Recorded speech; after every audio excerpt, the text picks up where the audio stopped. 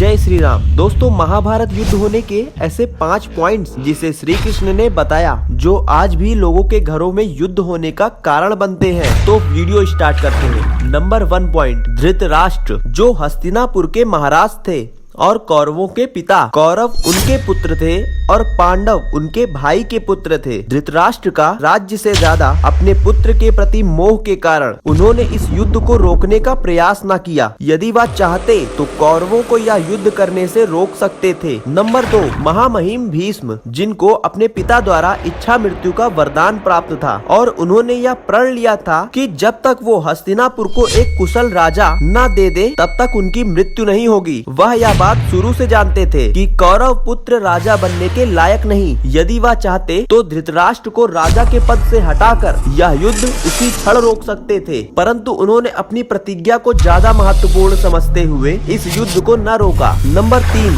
द्रोणाचार्य। ये कौरव और पांडव दोनों के गुरु थे। यदि ये अपने गुरु धर्म का पालन सही तरह से करते तो राजा के चुनाव में पांडवों के समक्ष रहते और महाभारत के युद्ध के दौरान पांडवों के समक्ष होते, जिससे यह युद्ध प्रारंभ ही न होता। नंबर 4, द्रौपदी। यदि द्रौपदी का वस्त्र हरण पूरे सभा में ना होता तो पांडव युद्ध के लिए कभी खड़े ही ना होते, परंतु भरी सभा जहां महामहिम भीष्म, गुरु द्रोणाचार्य, राजा धृतराष्ट्र जैसे महान लोगों के सामने ऐसा कार्य होते हुए भी वह मौन रहे और अपने धर्म का पालन नहीं किया। सभी ने अपनी प्रतिज्ञा को महत्व दिया, किसी ने उचित धर्म का पालन नहीं किया, जिससे महाभारत जैसे महान युद्ध की स्थिति बन गई। नंबर 5, दानवीर कर्ण। दानवीर कर्ण को हम भला कैसे भूल सकते हैं। इनको सभी ने महान तो बताया, परंतु इनका अपराध भी उतना ही बड़ा था। इनका अपराध सबसे बड़ा यह था, इन्होंने दुर्योधन की मदद की, उनका साथ यह सब कुछ जानते हुए भी दिया कि वह उचित नहीं है। यहाँ तक कि द्रौपदी के वस्त्र हरण के समय भी ये सभा में मौजूद थे